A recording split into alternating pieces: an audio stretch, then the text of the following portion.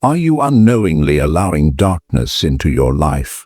Some people thrive on deception, manipulation, and cruelty, yet they often wear masks of kindness and charm. You might trust them, confide in them, or even love them, only to realize too late that they have been the source of your pain all along. The Stoics taught that true wisdom lies in seeing reality as it is, not as we wish it to be, and part of that wisdom is recognizing when someone is not just flawed but truly destructive. In this video, we will uncover 5 unmistakable signs of an evil person, the kind of individual who drains your energy, poisons your peace, and thrives on control. These people exist in all areas of life, at work, in friendships, and even within families. But once you learn to identify them, you can protect yourself, reclaim your inner peace, and live with greater clarity and strength. By the end, you'll not only recognize these warning signs, but also gain a powerful strategy for setting firm boundaries without losing your own sense of virtue and calm. So stay with us, and if you find value in this journey of awareness, consider subscribing. Let's dive in. Number 1. The illusion of charm and charisma. At first glance, some people seem almost magnetic, witty, engaging, effortlessly making you feel special. They light up a room, draw others in, and create an aura of warmth and confidence. It's easy to be captivated, to believe you found a rare connection. But the Stoics remind us that first impressions are often illusions. True character is revealed not in moments of charm, but in patterns of behavior over time. If you pay close attention, you may notice subtle cracks in their carefully crafted persona. They dominate conversations, always steering the topic back to themselves. They interrupt, overshadow, or even subtly belittle others, often disguised as humor or friendly teasing. A genuinely kind person lifts others up, but an ego-driven manipulator ensures they remain the center of attention. The real test comes when things don't go their way. A virtuous person handles disappointment with grace. An insincere one reacts with anger, manipulation, or defensiveness. They may sulk, lash out, or twist reality to maintain control. Marcus Aurelius warned against those who are quick to anger, for such reactions reveal a lack of self-mastery, a key sign of an untrustworthy nature. So what should we do? Practice the Stoic principle of apatheia, remaining undisturbed by external charm or theatrics. Observe how they treat others when no one is watching. Epictetus advised us to be slow in granting trust, for time is the greatest revealer of truth. If someone seems too good to be true, resist the urge to rush into admiration. Watch, listen, and let their actions, not their words, tell you who they truly are. Number 2. The absence of empathy. Empathy is the bridge that connects human souls, the ability to feel another's joy, sorrow, and struggle as if they were our own. It is what makes us not just individuals, but part of a greater whole. Yet there are those who seem utterly devoid of this fundamental trait. They move through life indifferent to the pain they cause, unmoved by the suffering of others, and unconcerned with the consequences of their actions. The Stoics saw empathy, compassion, and justice as virtues that elevate humanity. Marcus Aurelius often spoke of the interconnectedness of all people, that by lifting others, we lift ourselves. So when we encounter someone who repeatedly dismisses, belittles, or even exploits the emotions of those around them, we must recognize it for what it is: a warning sign of a deeply flawed character. Imagine confiding in a friend, sharing something deeply personal, only to be met with indifference or mockery. A person lacking empathy won't just fail to comfort you. They may even take pleasure in your vulnerability. They will not celebrate your victories, but instead undermine them, downplay them, or worse, steal credit for them. This behavior is not always loud or obvious. It can be subtle, a dismissive shrug, a sarcastic remark, an absence where support should be. This lack of empathy extends beyond personal relationships. Consider a boss who overworks employees without regard for their well-being, demanding long hours without fair compensation. They ignore exhaustion, deny reasonable requests, and publicly humiliate rather than constructively correct. In a world where leadership should inspire, these individuals cultivate fear and resentment, turning workplaces into arenas of stress and despair. But the most dangerous consequence of an absence of empathy is that it often paves the way for cruelty.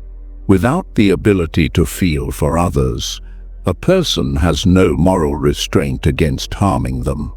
They lie without remorse, cheat without guilt, and manipulate without hesitation. Seneca taught that our actions should be guided by virtue, that we should seek to be just, kind, and measured. When someone lacks empathy, they are disconnected from these values, leaving them capable of destruction without a second thought, even in small, everyday interactions. The signs are there.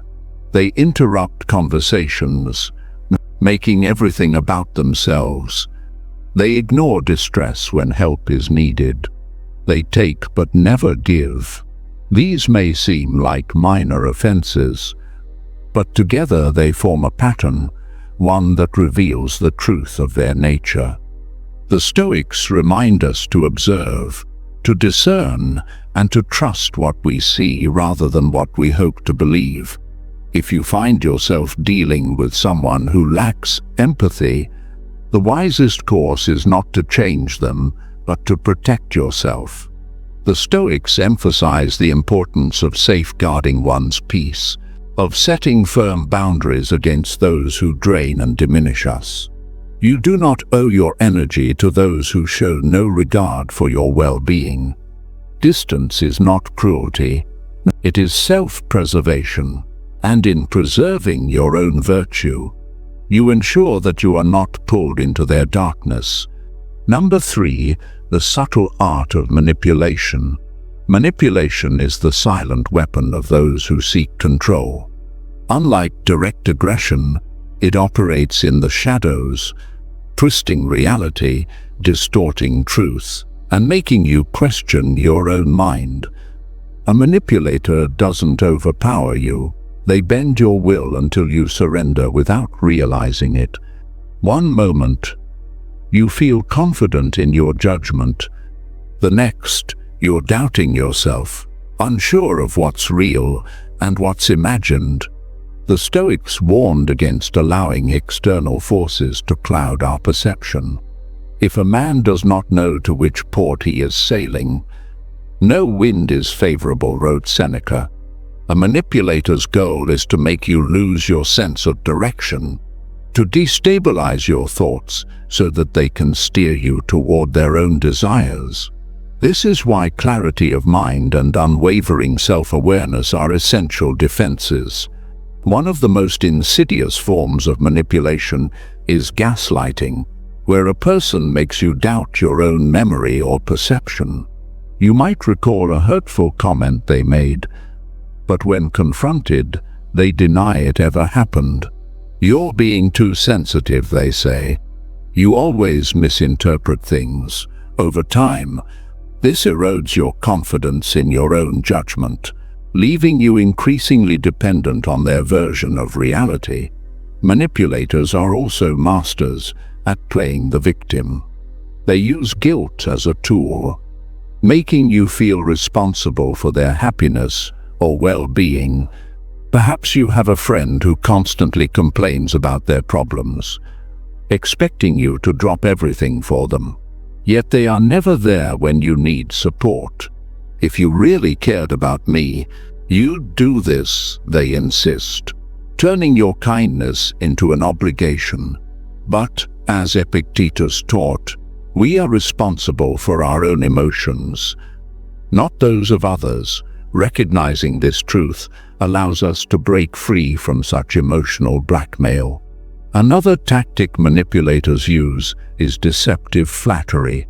At first, they shower you with praise, making you feel special and valued.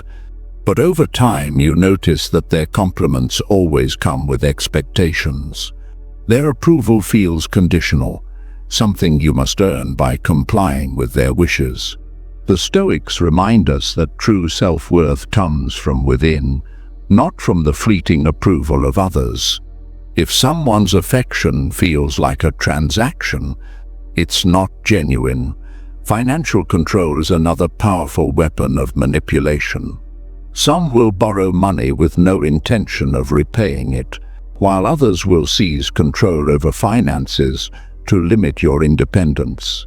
In a relationship, a manipulative partner might insist on managing all the money, making you ask for permission before spending anything. This tactic ensures dependence, making it harder for you to leave. But the Stoics emphasized self-sufficiency and personal freedom. A truly virtuous person seeks to empower you, not control you. Recognizing manipulation is difficult, especially when emotions are involved. The Stoics teach us to observe without illusion, to see things as they are, not as we wish them to be. Ask yourself, do they make me feel guilty for setting boundaries? Do I constantly question my own reality? Am I losing my sense of independence and self-worth? If the answer is yes, it's time to step back. The solution is not to outmaneuver the manipulator, but to stand firm in your own principles. Set clear boundaries, communicate assertively, and do not allow guilt or false affection to cloud your judgment. As Marcus Aurelius reminds us, the soul becomes dyed with the color of its thoughts. Protect your mind from distortion, and you protect your peace. You have the right to your own thoughts, feelings, and choices, and do not surrender them to someone who seeks only to control. Number 4. The grip of control. Few things are as suffocating as control disguised as care. A controlling person does not seek connection, they seek domination. Their influence extends beyond simple preferences or strong opinions. It is an attempt to erode your autonomy, to make your choices feel irrelevant, and to mold your world to fit their will. The Stoics, who prized self-mastery and freedom, would see this behavior as a direct threat to living a virtuous life. To be controlled is to surrender your agency, and to control others is to stray from wisdom and justice. True relationships, whether in friendships, families, or partnerships, are built on mutual respect, not coercion. Control often starts subtly. You might have a friend who always decides where you go, what you do, or who you spend time with at first. It seems harmless, perhaps even convenient, but soon you notice that your own choices are dismissed. "I know what's best for you," they say, or "trust me, you'll enjoy it more this way." Their voice becomes the only one that matters, and your independence begins to fade. In relationships, control becomes even more dangerous. A partner might demand to know where you are at all times, check your phone, insist on access to your social media, or dictate who you can and cannot see. What may seem like deep concern is often a mask for possessiveness. you find yourself walking on eggshells, carefully managing your words and actions to avoid conflict. But as Epictetus reminds us, no man is free who is not master of himself. The moment you start living under someone else's rules against your will, your freedom is already slipping away. Control can also take the form of financial dependence. A controlling person may insist on handling all financial decisions, limiting your access to money, or making you feel incapable of managing it yourself. He'll take care of everything, they say. But soon you find yourself powerless without financial independence. Leaving becomes difficult, and autonomy becomes a distant memory. The Stoics saw self-sufficiency as essential to personal freedom. When someone controls your resources, they control your ability to act on your own behalf. Another method of control is isolation.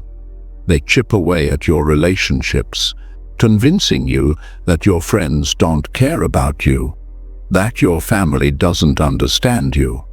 "I'm the only one who truly gets you," they whisper, drawing you deeper into their grasp. Over time, you stop reaching out, stop seeking support, until they are the only voice in your life. But the Stoic warned against solitude enforced by manipulation. Seneca emphasized that we thrive in strong communities, where we are challenged, supported, and reminded of who we truly are. The most sinister form of control comes through threats and intimidation. A controlling person may use fear to keep you in line, threatening to leave you, to harm themselves, or even to hurt you if you don't comply. This environment of fear warps your thinking, making it difficult to see a way out. But true courage, as the Stoics taught, is found in standing firm against tyranny. "He who fears death will never act freely," wrote Seneca. To live in fear is to surrender your own power. Controlling behavior is not about love, nor is it about protection. It is about possession. The Stoics would remind us that a life dictated by another is no life at all. To live with integrity, we must reclaim our autonomy, set boundaries, and stand firm in our own decisions. If you recognize these behaviors in someone close to you, do not rationalize them away. Take a step back and ask yourself, am I free to make my own choices? Do I feel supported or suffocated? Is this relationship built on respect or control? If the answers reveal a loss of independence, it's time to act. Set boundaries, assert your voice, seek support, and most importantly, remember, no one has the right to take away your freedom unless you let them. Number 5. The poison of pathological lying. Few things corrode trust as swiftly as deceit. A pathological liar does not simply twist the truth on occasion. They construct entire false realities, weaving deception into every aspect of their lives. Unlike ordinary dishonesty, their lies often serve no clear purpose beyond control, self-aggrandizement, or mere habit. Over time, they create a world in which only they dictate what is real, leaving those around them lost in a fog of uncertainty. The Stoics held truth and integrity as sacred. Marcus Aurelius taught that to live in accordance with nature is to live in alignment with reason and reality. A person who constantly lies is in direct opposition to these principles, not only deceiving others, but also corrupting their own character. To live dishonestly is to live in self-betrayal. At first, the lies may seem small, embellishments to make a story more interesting, exaggerations to appear more impressive, but soon they escalate.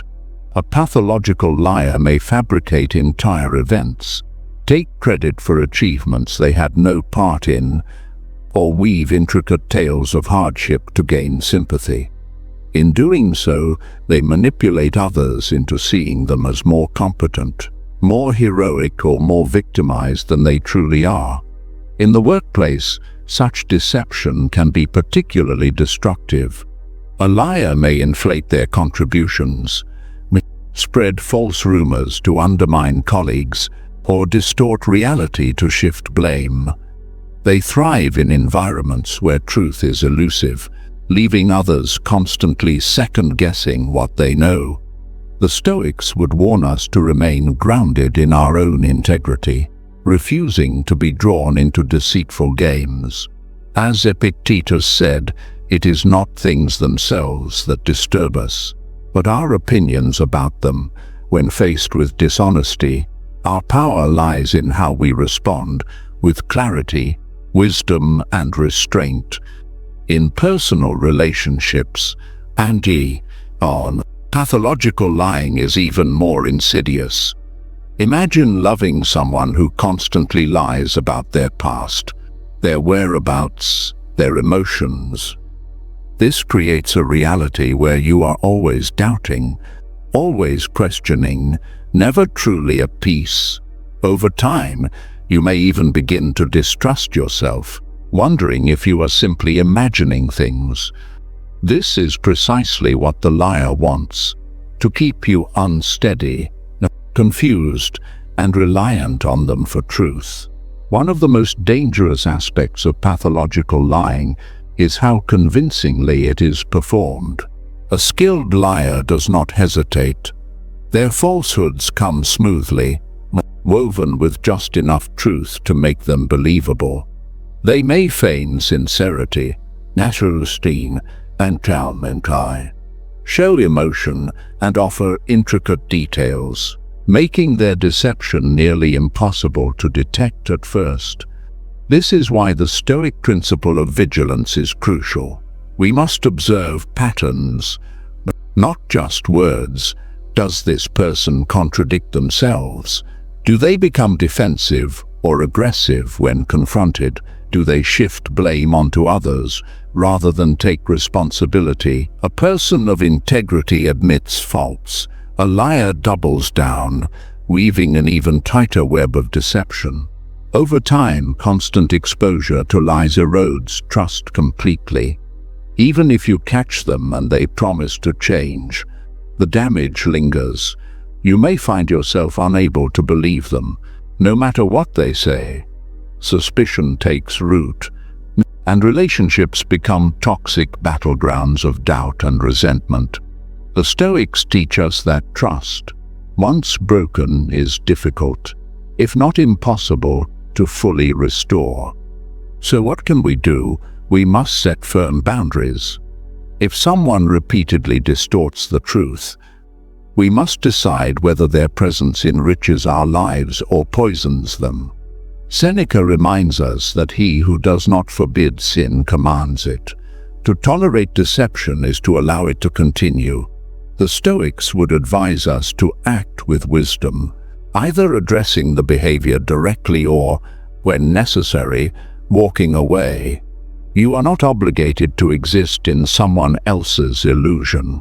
If a relationship, whether personal or professional, is built on lies, you have the right, indeed, the duty, to protect your peace. A life rooted in truth is the only life worth living. Stoic wisdom on setting boundaries. Your peace of mind and integrity are worth more than any relationship built on deceit, manipulation, or control. The Stoics understood this well. Setting boundaries is not an act of selfishness, but one of wisdom. It is a declaration of self-respect, a way to protect your well-being while staying true to your values. Boundaries define what you will and will not tolerate. They are not walls meant to isolate, but guidelines that ensure mutual respect. As Marcus Aurelius advised, the soul becomes dyed with the color of its thoughts. If you allow toxic influences to shape your life, you risk losing your sense of self. Self-clarity is essential. If someone repeatedly belittles you, lies to you, or disrespects you, be direct. I will not accept being spoken to this way. If it continues, I will distance myself. This is not cruelty, it is self-preservation. Epictetus taught that while we cannot control others, we can control our response to them. If someone refuses to respect your boundaries, it is a sign that the relationship itself lacks respect. You may face resistance. Those accustomed to control or manipulation may react with anger or guilt-tripping. Stand firm, as Seneca reminds us. Associate only with those who improve you. If necessary. Walk away. Some connections are not worth the cost of your peace. Finally, prioritize self-care. A mind fortified by wisdom and a heart anchored in virtue cannot be easily swayed. Set boundaries, enforce them with confidence, and remember, your well-being is not negotiable. Thank you for spending this time reflecting on these important truths. Recognizing and protecting yourself from toxic influences is an act of wisdom and self-respect. If this video resonated with you, let me know in the comments. Your insights could help others on the same journey. Don't forget to like and subscribe for more Stoic insights on navigating life with clarity and strength. And if you're ready for the next step, check out the suggested videos on the screen. Stay strong, stay wise, and remember, true power lies in mastering yourself, not in controlling others. See you in the next one. Have you ever walked into a room and felt an invisible wall rise between you and others? As if without a word respect was already slipping through your fingers. It's a painful truth. But sometimes we are our own worst enemies. Our habits, small, unnoticed, and ingrained, can silently erode the way people see us. As the Stoics taught, character is destiny. Marcus Aurelius once said, "Waste no more time arguing about what a good man should be. Be one." Yet many of us unknowingly adopt behaviors that push others away, making them question our strength, reliability, or integrity. Today, on Stoic Lens, we're uncovering 6 subtle but destructive habits that can make people lose respect for you instantly. These sides duck to sides actuary reputation. They weaken your inner discipline and self-respect. But here's the good news. Awareness is the first step to mastery. By the end of this video, you'll not only recognize these toxic habits, but also learn how to replace them with stronger, more Stoic principles. Are you ready to take control of the way the world sees you? Starting from within, let's begin. Gossiping. Waste no more time arguing about what a good man should be. Be one. Marcus Aurelius. Gossip may seem harmless, just casual talk, a way to connect. But in reality, it's a quiet assassin of respect. The moment you speak about someone behind their back, you send a signal not just about them, but about yourself. Those listening may laugh or nod, but deep down, a question forms. If they speak this way about others, what do they say about me? Gossip is dangerously easy. It masquerades as bonding, an innocent way to feel included. But true connection isn't built on breaking others down. It's built on trust and integrity. Seneca said, "It is a rough road that leads to the heights of greatness." Gossip is the easy road, but it leads to nowhere worth going. Think about it. Every time you discuss someone's flaws, you divert attention from your own growth. It's far simpler to dissect another's mistakes than to confront your own. But does it make you stronger? wiser, respected? No. It only reveals insecurity, not strength. The impact of gossip stretches further than you think. It damages not only the person being talked about, but also the one doing the talking. Over time, people stop confiding in you. Friendships become shallow. Colleagues keep their distance. And you may wonder why certain relationships never deepen. The truth, they don't trust you, not because they dislike you, but because they fear that their words and struggles will become your next topic of conversation. And in today's world, where every word can be recorded, shared and magnified, gossip carries heavier consequences than ever. A careless remark can spread like wildfire, damaging not just personal relationships, but even careers. A single moment of indulgence can have lasting effects. So ask yourself, is it worth it? Is it worth trading your integrity for a fleeting moment of relevance? The Stoics would say no. Epictetus reminded us, we have 2 ears and 1 mouth, so that we can listen twice as much as we speak. There is strength in restraint. The next time gossip arises, challenge yourself. Instead of engaging, redirect the conversation. Say, I'd rather not talk about them when they're not here to speak for themselves, or simply steer the discussion towards something meaningful. People will notice. They may not say it aloud, but their respect for you will grow. The man who refuses to gossip is the man others trust, admire, and turn to, not for drama but for wisdom. And that kind of reputation is built not by words, but by action. So, the question is, who do you want to be? The person others respect for their integrity, or the one they avoid because they fear what you might say behind their back? The choice is yours, and it shapes your character more than you realize. Being passive-aggressive. Passive aggression is one of the most destructive habits, yet many people don't even realize they have it. It's the cold "I'm fine" when you're clearly upset, the sarcastic comment instead of an honest response, the silent treatment when you're hurt but unwilling to talk. At first, it might seem like a way to avoid direct confrontation, but in reality, it's one of the fastest ways to lose respect. Passive-aggressive behavior creates confusion, frustration, and emotional distance. People can sense when you're upset, but when you refuse to communicate openly, you leave them in the dark. Instead of fostering understanding, you create tension. Instead of solving problems, you let them fester. Epictetus wisely said, "It is not what happens to you, but how you react to it that matters."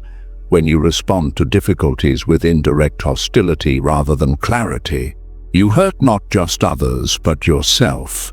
Think about how many relationships, romantic, professional, or personal, have suffered because of unspoken resentment. How often have you expected someone to just know why you're upset? And when they didn't, you became even more frustrated. The harsh truth is this: no one can read your mind. Expecting people to decode your emotions rather than expressing them clearly is unfair to both you and them. Let's take an example. Imagine a man named John who constantly felt unappreciated by his partner.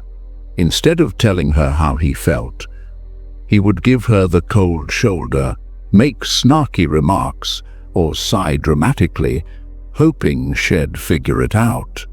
Over time, his behavior created so much emotional distance that she started avoiding deep conversations altogether. By the time John realized his passive aggression was pushing her away, it was almost too late. Now ask yourself, how many of my relationships have been affected by this habit? Have people distanced themselves from me because they found it exhausting to guess what I'm really thinking. The more you avoid direct communication, the more you teach people that they can't trust you to be honest. And when trust erodes, so does respect. Marcus Aurelius once advised, "Waste no more time arguing what a good man should be one." In other words, stop hiding behind emotional games. If something bothers you, address it calmly and directly. The next time you're tempted to send a passive-aggressive text, like "Wow, must be nice to have so much free time," pause. Ask yourself, what am I actually trying to say? Why can't I just be honest? Most passive-aggressive behavior is rooted in fear. Fear of confrontation, fear of rejection, fear of being vulnerable. But avoiding direct communication doesn't prevent conflict. It only delays and magnifies it. In truth, healthy conflict strengthens relationships when handled with honesty and respect. Difficult conversations build trust and understanding. This principle applies to the workplace as well. If a colleague fails to pull their weight, dropping hints or sending passive-aggressive emails won't fix the problem. A mature, respected leader addresses issues directly. No one trusts or admires a person who plays mind games or avoids difficult discussions. Respect is earned by those who communicate with clarity and confidence. So what would change in your life if you replaced passive aggression with honest communication? The answer is simple. People would trust you more. They would respect you more. You would earn a reputation as someone who is emotionally mature, strong, and capable of handling life's challenges without resorting to silent resentment. Epictetus said, "It is impossible for a man to learn what he thinks he already knows." If you continue justifying passive-aggressive behavior, you'll never grow beyond it. You'll believe you're avoiding drama when, in reality, you're creating more of it. The next time you feel the urge to make a sarcastic remark, give someone the cold shoulder, or drop passive hints. Take a deep breath. Ask yourself, what am I really trying to achieve? Could this be resolved with an open, honest conversation? Almost always, the answer is yes. By replacing passive aggression with directness and clarity, you will not only strengthen your relationships, but also gain a deeper sense of self-respect. And at the end of the day, isn't that what we all seek? To be respected, not for the games we play, but for the strength and honesty we embody. 3. Never taking responsibility. Few things destroy respect faster than refusing to take responsibility. We've all met people who always have an excuse, blaming co-workers, bad luck or circumstances beyond their control. Maybe at times you've caught yourself doing the same. But here's the truth. When you constantly shift the blame, you send a clear message: you are not in control of your own life. Epictetus said, "It's not what happens to you, but how you react to it that matters. Life will challenge you, but how you respond, whether by owning your actions or making excuses, defines your character." Blaming others may offer temporary relief, but it ultimately weakens you. It makes you dependent on external factors rather than your own ability to adapt and grow. Think of Michael Jordan, one of the greatest athletes of all time. He once said, "I've missed more than 9,000 shots. I've lost almost 300 games. 26 times I was trusted to make the game-winning shot and missed. I have failed over and over again, and that is why I succeed." He didn't blame referees, coaches, or teammates. He owned every failure and used it as fuel to improve. That's what separates those who are respected from those who are dismissed. Ask yourself, what could I achieve if I stopped making excuses and took full responsibility for my actions? Taking responsibility isn't about beating yourself up. It's about recognizing that you have the power to change, improve, and move forward. When you own your mistakes, people respect you more. You become reliable, trustworthy, and someone others can count on. On the other hand, if you dodge responsibility, people start distancing themselves. They see you as unreliable, someone who always has an excuse instead of a solution. In today's world, where so many avoid accountability, those who take ownership stand out. They rise higher, earn more trust, and gain more opportunities. Seneca said, "It is not because things are difficult that we do not dare. It is because we do not dare that things are difficult." Avoiding responsibility doesn't protect you, it weakens you. The next time you catch yourself making an excuse, pause, ask, what can I learn? How can I turn this into an opportunity for growth? The more you practice this, the more respect you will earn, not just from others, but from yourself. 4. Lack of basic hygiene. Personal hygiene might seem like common sense, but you'd be surprised how often it's overlooked. And nothing makes people lose respect for you faster than poor hygiene. Whether it's unkempt hair, wrinkled clothes, or body odor that turns heads for the wrong reasons, neglecting your appearance sends a silent but powerful message. I don't care about myself or about others. Marcus Aurelius once said, "The soul becomes dyed with the color of its thoughts." In many ways, how you present yourself physically is a reflection of your mindset. If you neglect basic hygiene, it suggests a deeper lack of discipline, an area of your life where you've let things slip. Stoicism teaches that self-respect is built through small daily habits, and hygiene is one of the simplest, but most telling indicators of self-discipline. First impressions matter more than ever. Before you even speak, people make judgments based on your appearance. If you walk into a meeting looking disheveled or smelling unpleasant, it doesn't matter how intelligent or capable you are. People will be too distracted to take you seriously. It's not vanity, it's human nature. We are wired to respect those who carry themselves with care and presence. But hygiene isn't just about how others see you, it's about how you see yourself. When you neglect it, you unconsciously reinforce feelings of laziness, low self-worth, or even depression. On the other hand, maintaining hygiene is an act of control, a simple but powerful way to remind yourself that you dictate how you show up in the world.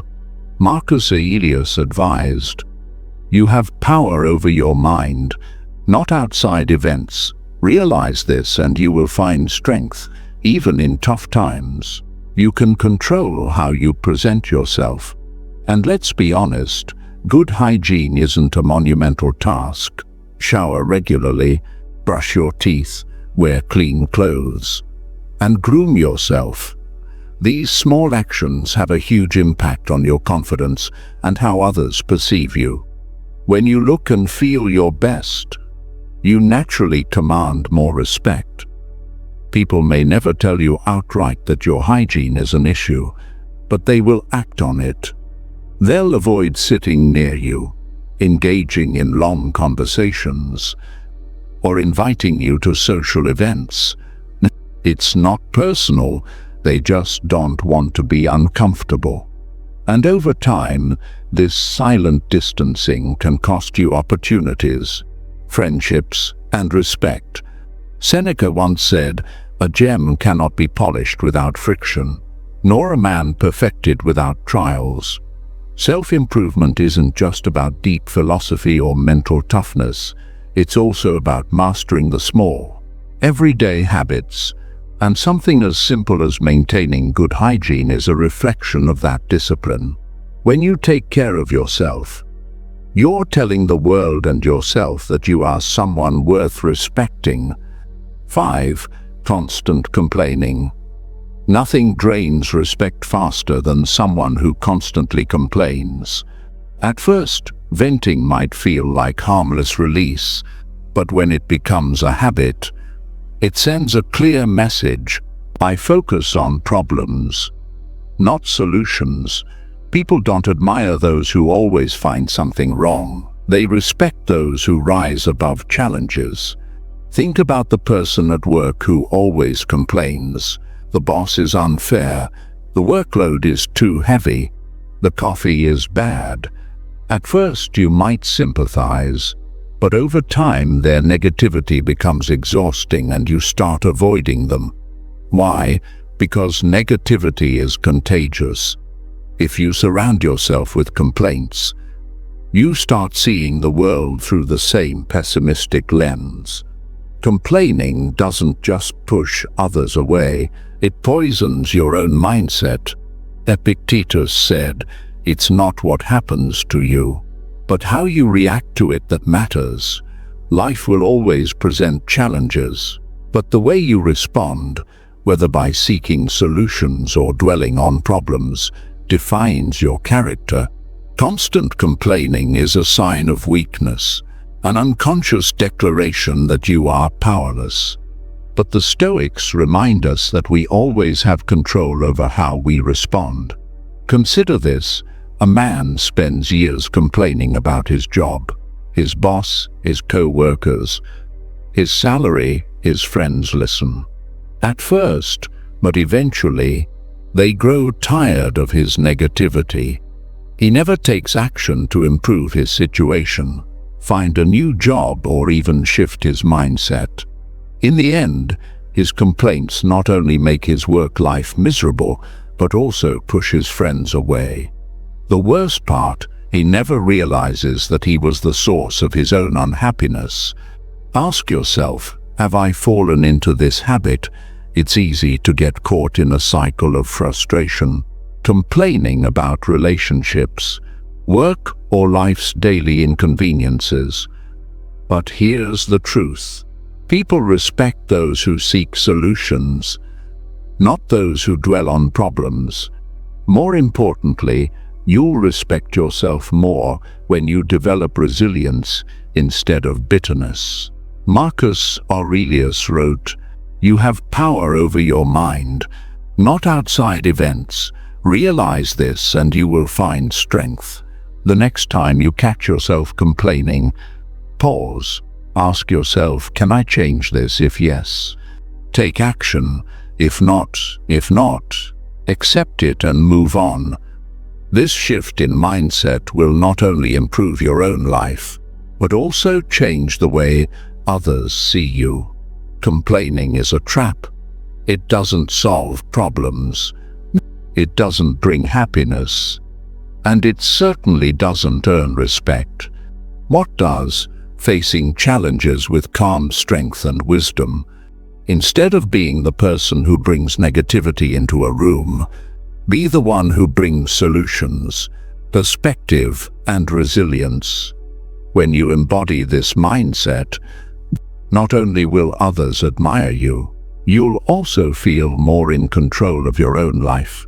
And that is true power. 6. Being chronically late. It might seem like a small habit, but chronic lateness speaks volumes about who you are. When you're consistently late, whether for work, social events, or casual meetups, you send an unspoken message. My time is more valuable than yours. It may not be intentional, but that's how people perceive it. And over time, it erodes their respect for you. Seneca once said, "It is not that we have a short time to live, but that we waste a lot of it." Being late is a form of wasting time, not just your own, but also that of others. Even if you have a great excuse, habitual lateness signals that you're unreliable. People start adjusting their expectations, assuming you won't be on time, and that's not the kind of reputation you want. Think of how different it feels when someone always shows up on time. It shows they respect your time, their commitments, and themselves. Being punctual isn't just about courtesy, it's about discipline, and discipline is at the core of Stoic philosophy. Marcus Aurelius said, "Waste no more time arguing what a good man should be one." Being on time is a simple yet powerful way to show integrity. Now, ask yourself, how often have you been late because you mismanaged your schedule? How many times has rushing out the door caused unnecessary stress? Chronic lateness doesn't just inconvenience others, it creates anxiety for you. Always being behind schedule puts you in a state of constant catch-up, making your entire day feel chaotic. Why put yourself through that? Why not take control of your time instead of letting it control you? There's a story about a CEO who was never late, not once. One day, at a high-level meeting, some attendees showed up late. The CEO simply stood up and said, "Time is the most valuable resource we have. If you can't respect that, you can't be part of this team." Then he walked out. The latecomers quickly realized how costly their lack of discipline had been. Punctuality is more than just a habit, it's a statement about your character. If you find yourself constantly running late, take a step back and ask why. Are you overcommitting, failing to plan, or underestimating travel time? Once you identify the root cause, you can fix it. Being on time isn't about setting your alarm earlier, it's about shifting your mindset. You may have heard the saying, "Early is on time is late, late is unacceptable." This perspective can transform the way you approach time. Instead of treating punctuality as a burden, see it as a sign of self-respect and discipline. People notice when you're reliable. They trust you more. They respect you more. And when you respect other people's time, they in turn respect yours. Epictetus wisely said, "Know first who you are, and then adorn yourself accordingly." If you see yourself as someone worthy of respect, you must act in a way that commands it. And few things command respect as effortlessly as showing up on time. Before we wrap up, I want to challenge you to take these lessons beyond just words. Apply them, whether it's taking full responsibility for your actions, cutting out gossip, or showing up on time with intention. Every small change shapes the person you become. Respect isn't demanded, it's earned through daily choices. Which habit will you tackle first? Share your thoughts in the comments. I'd love to hear your journey. And if this video gave you something to think about, don't forget to like and subscribe, not just for more content, but as a commitment to your own growth. Remember, self-mastery is a lifelong pursuit, not a destination. Every step forward, no matter how small, brings you closer to the person you aspire to be. Stay strong, stay disciplined, and I'll see you in the next video, where we'll dive even deeper into the mindset that leads to true respect and resilience. Have you ever noticed that the most peaceful people are often the most reserved? There's a quiet strength in knowing what to share and what to keep to yourself. In a world that constantly urges us to open up, true wisdom lies in restraint. The Stoics understood this well. What we reveal can empower us, but it can also make us vulnerable. As we grow older, especially between the ages of 50 and 75, life teaches us a profound lesson. Not everything needs to be said. Privacy isn't just about secrecy. It's about control, dignity, and maintaining inner peace. In a time when personal details are more public than ever, mastering the art of discretion becomes an essential virtue. Today, we'll explore 8 things you should never share with anyone, timeless Stoic insights that will help you protect your peace, safeguard your reputation, and navigate life with quiet confidence. These principles aren't about isolation, but about strength, self-respect, and knowing when silence speaks louder than words. So before you reveal your next personal thought, ask yourself, does this serve my well-being, or am I giving away a piece of my power? Stick with me as we uncover the wisdom behind keeping certain things private, and why doing so can lead to a more fulfilled and resilient life. If you find these insights valuable, stay until the end and share your thoughts in the comments. Now let's begin. Age. More than just a number. You could leave life right now. Let that determine what you do and say and think. Marcus Aurelius. Age is one of the first things people ask about, a common icebreaker in casual conversations. But behind that seemingly harmless question lies a deeper reality. Society places immense value on youth, often reducing people to mere numbers. In our later years, age ceases to be just a number. It becomes a label, one that others use to define our capabilities, our relevance, and even our future. Why then should we keep our age private? Because knowledge of it can lead to unnecessary assumptions. Once people know how many years you have lived, they may unconsciously start treating you differently. They may offer unsolicited advice, assume you are less capable, or worse, begin to view you through the lens of decline rather than experience. Ageism, though subtle and often unintentional, is very real, and even in societies that claim to value wisdom, the illusion of youth tends to overshadow the worth of experience. But life is not about numbers. We are always complaining that our days are few and acting as though there would be no end of them. Seneca. Longevity is uncertain, and measuring our lives in years rather than experiences is a mistake. The fixation on age can create anxiety, not only for yourself but for others. Some may look at your number and assume you have little time left. Others may impose their own fears onto you. But what matters is not how much time remains.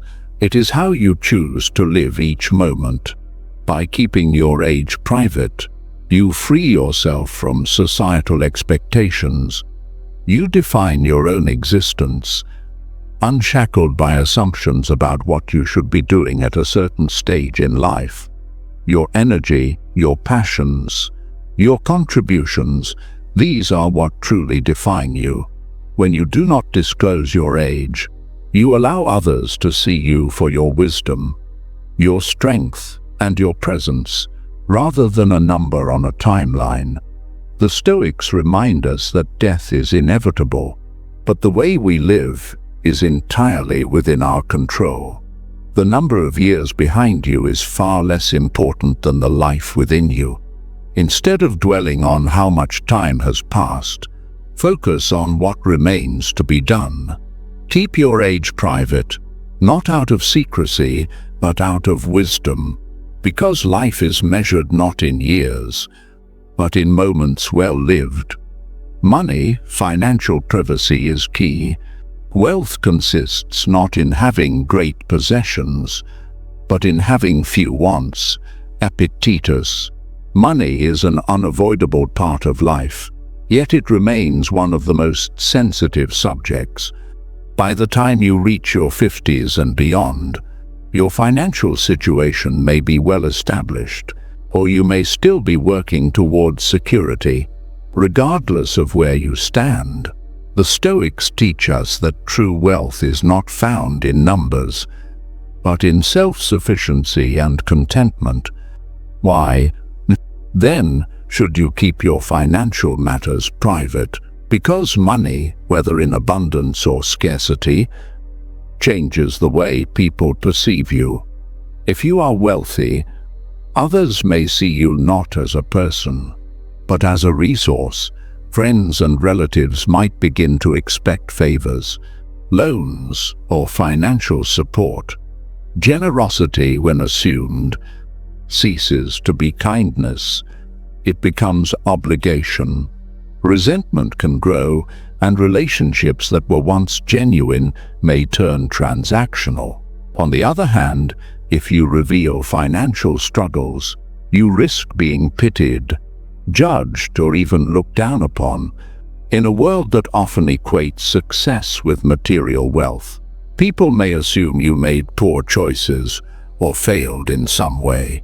But the Stoics remind us, it is not the man who has too little, but the man who craves more. That is poor.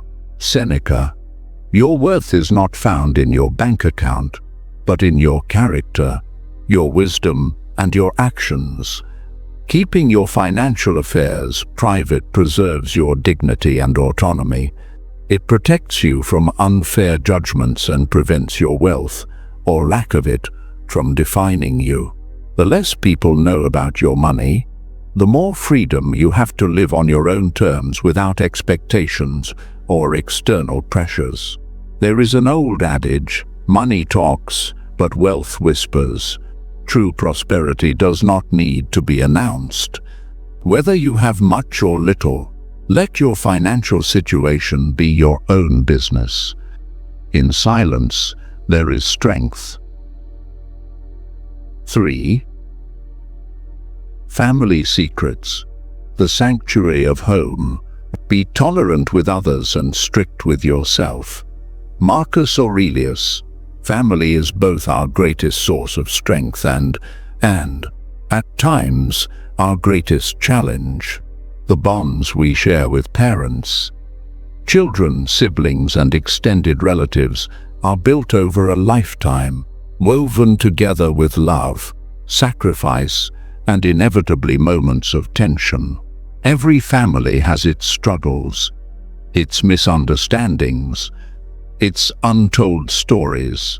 But the wise understand that not all family matters are meant to be shared.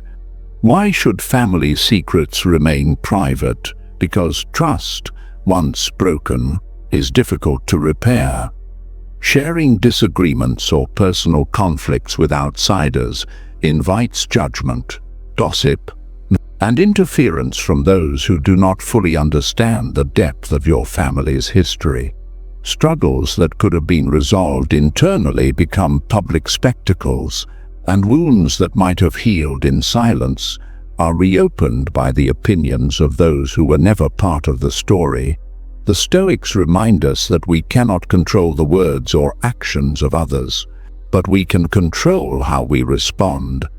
We have 2 ears and 1 mouth so that we can listen twice as much as we speak.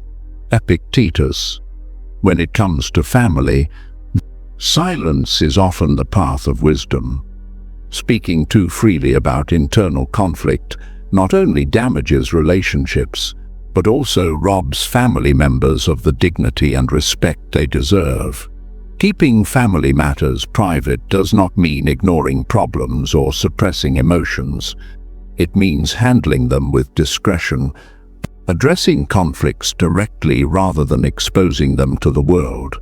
As we grow older, we may reflect on past mistakes, moments of regret, or unresolved tensions. But by protecting the sanctity of family, we create an environment where healing remains possible, where relationships can evolve without the weight of external influence. Honor your family not by revealing its struggles, but by preserving its trust. In a world that thrives on oversharing, the greatest act of wisdom is knowing when to remain silent. 4. Medications. Health is personal, You have power over your mind, not outside events. Realize this and you will find strength. Marcus Aurelius. Health is one of life's greatest equalizers. No matter how strong, successful, or wise we become, we are all subject to the natural wear and tear of time. By the time we reach our 50s and beyond, managing health becomes a priority. Some may deal with chronic conditions, others may rely on medications, and many undergo treatments to maintain their well-being. While health is a common topic of discussion, the details of your personal medical history are best kept private. Why? Because revealing too much about your medications or treatments can change how people perceive you. The moment you disclose an illness or condition, you risk being seen through the lens of your ailment rather than as a complete person. Conversations that once revolved around your experiences, wisdom, and insights may shift toward discussions about symptoms, treatments, and concerns over your well-being. While the intentions of others may be kind, this shift can be limiting. You are not just a patient, you are a person with a lifetime of knowledge, skills, and contributions.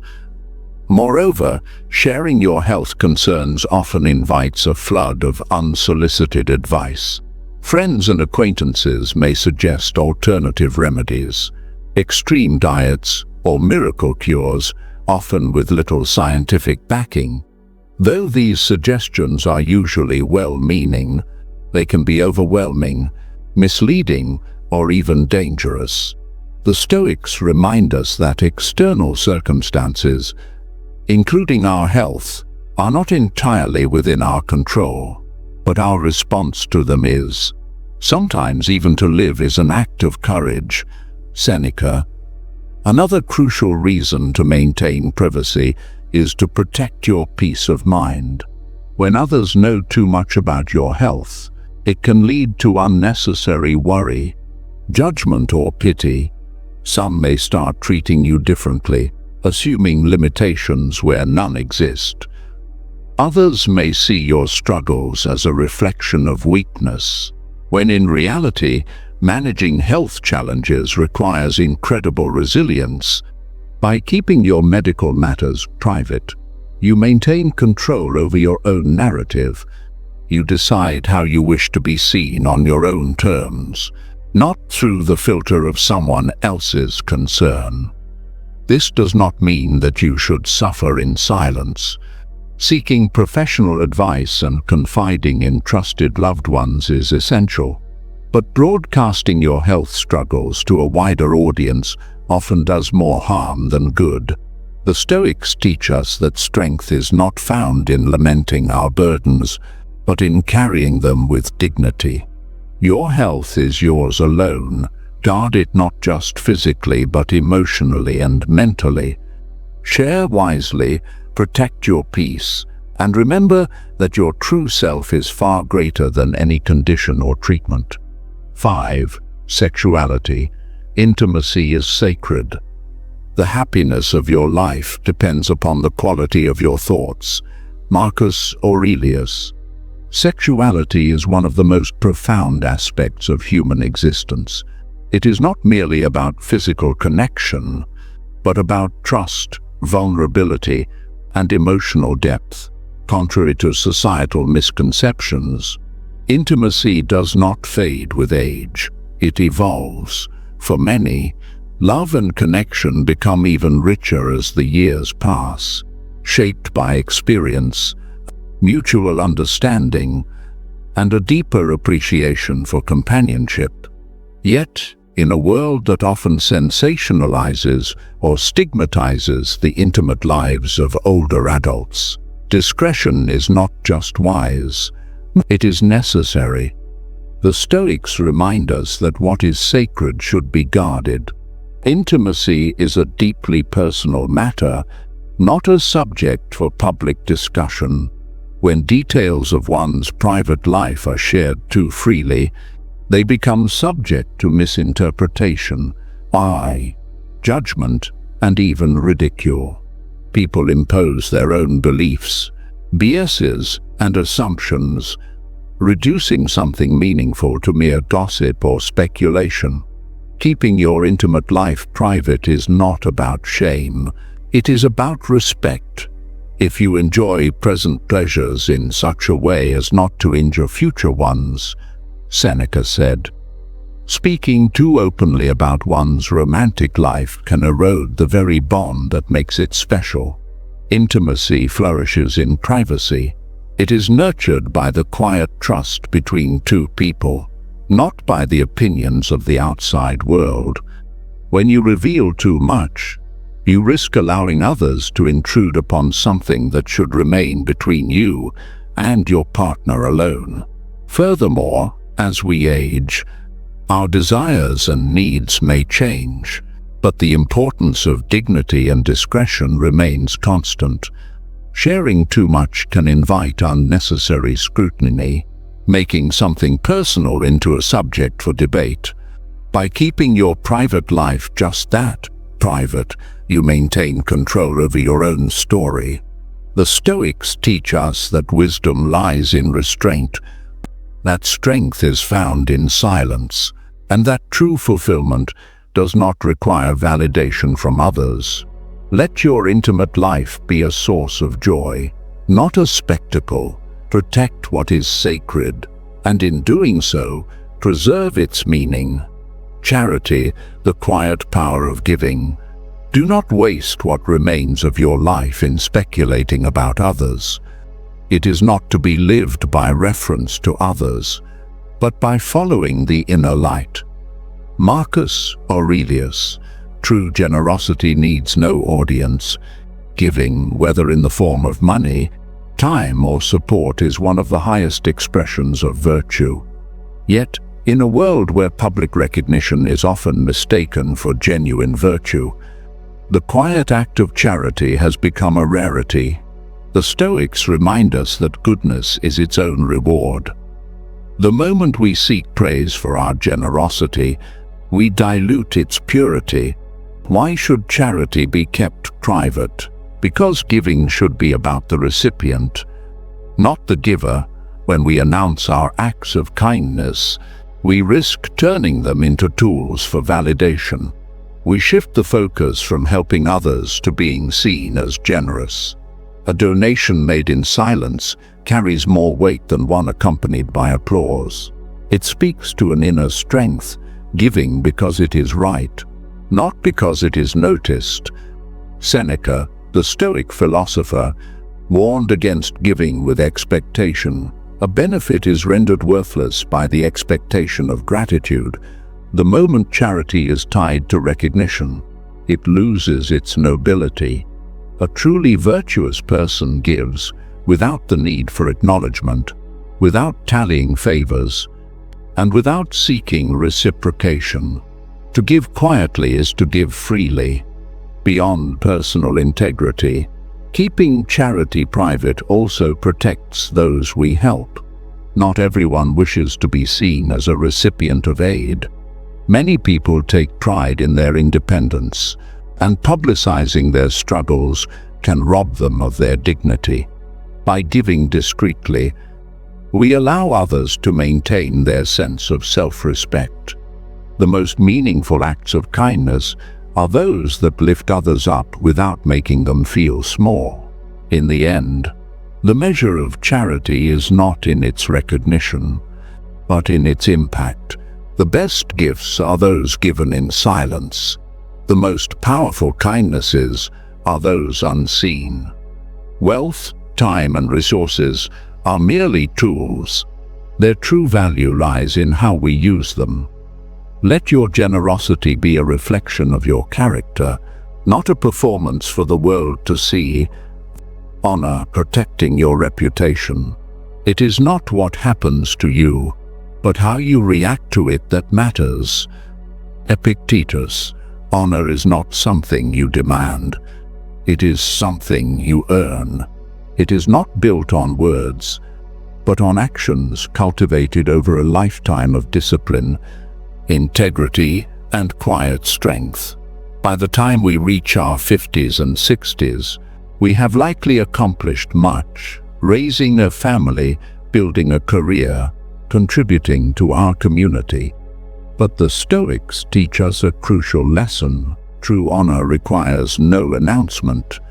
In a world obsessed with recognition, it is tempting to share our achievements, to remind others of what we have done. But the more we seek validation, the more we risk weakening the very respect we hope to preserve. Honor is like a flame.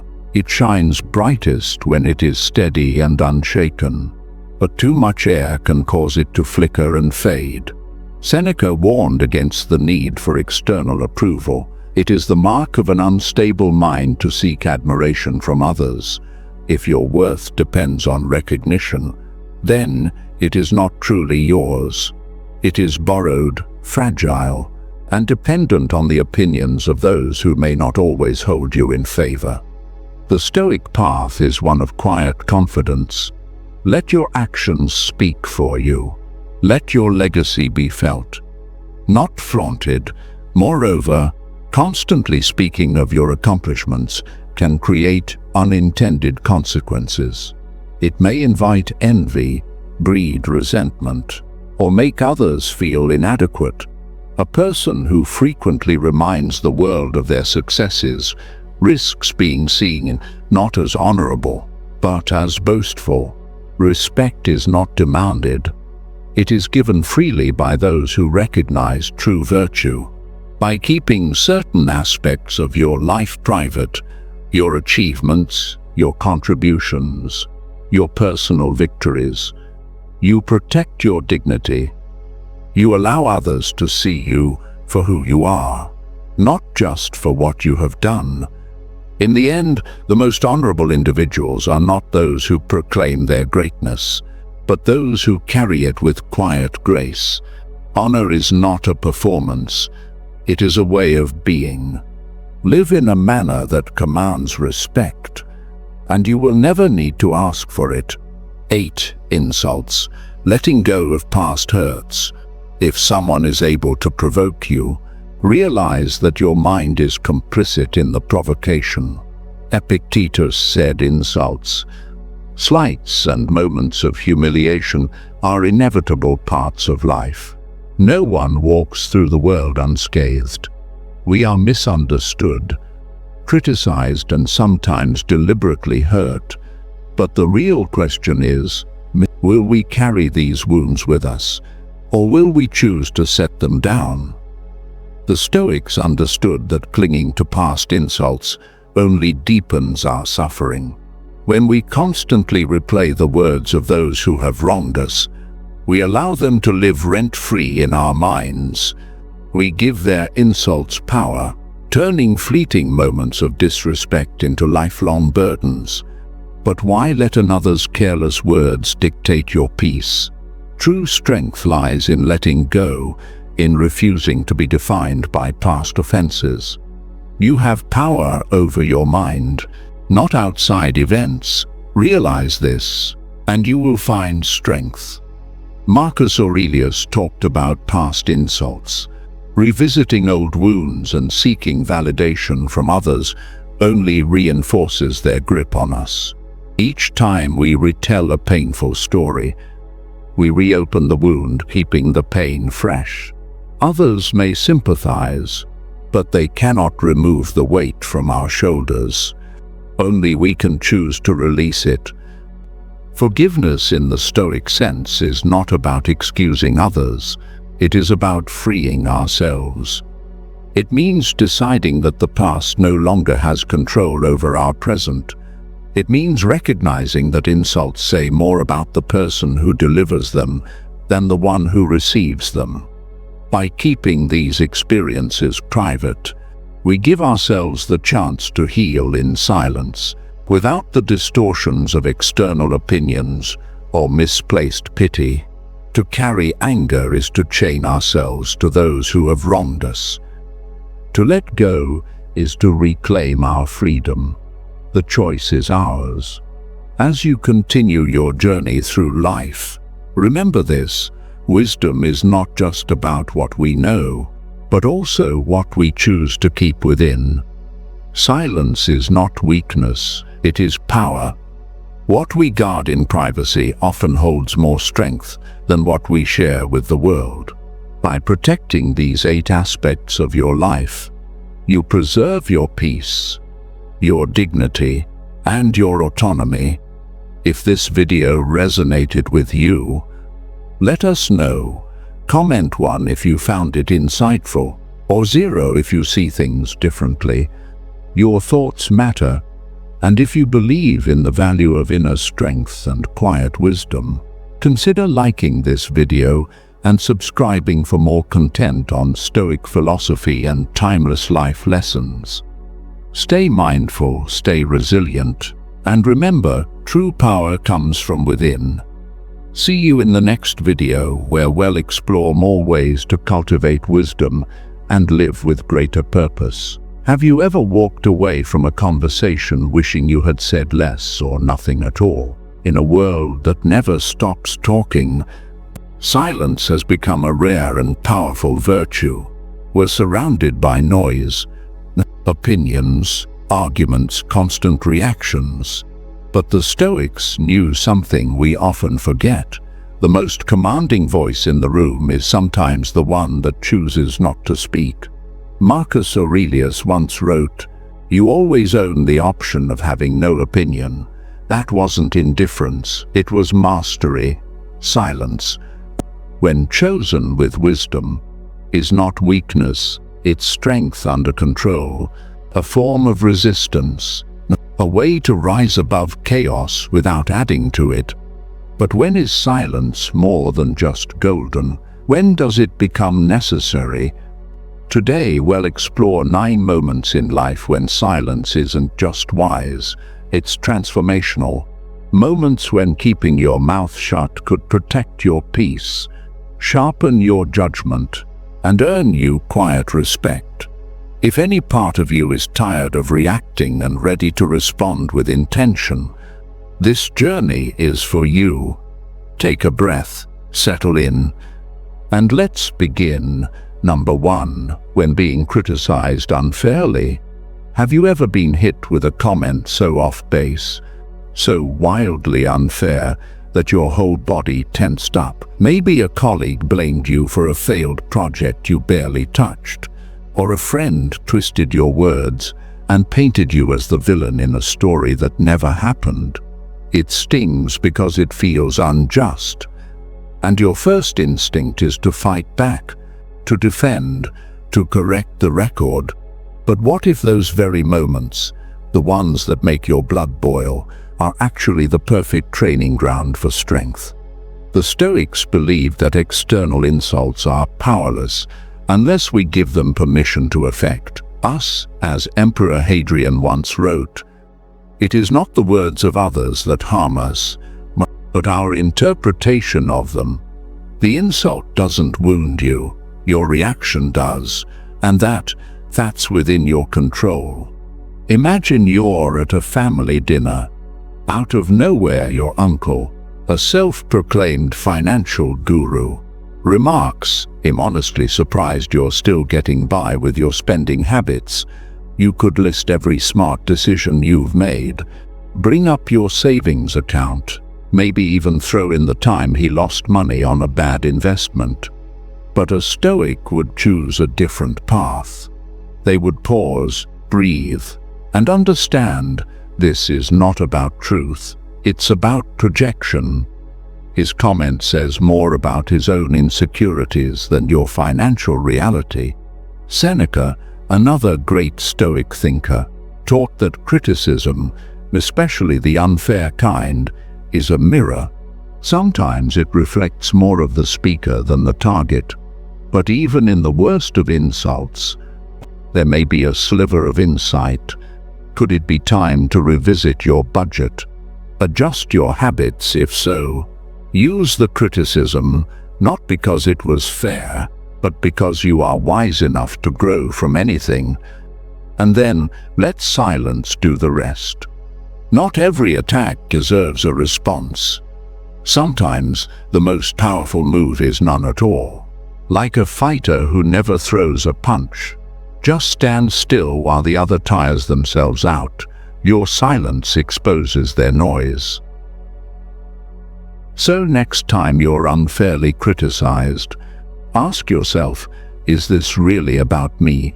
Is there something to learn? And what will silence say that words cannot? Let your calm be your rebuttal. Let your composure be your legacy. Number 2, stay silent in the presence of boasting. There's a particular kind of noise that tests our ego, not conflict, not insult, but boasting. You've felt it. Someone in the room won't stop talking about their achievements, their success, their brilliance. Maybe it's a colleague flaunting a promotion, or a friend who suddenly turned every conversation into a TED talk about their grind. You feel the pull, the urge to counter, to prove that you're just as accomplished, if not more.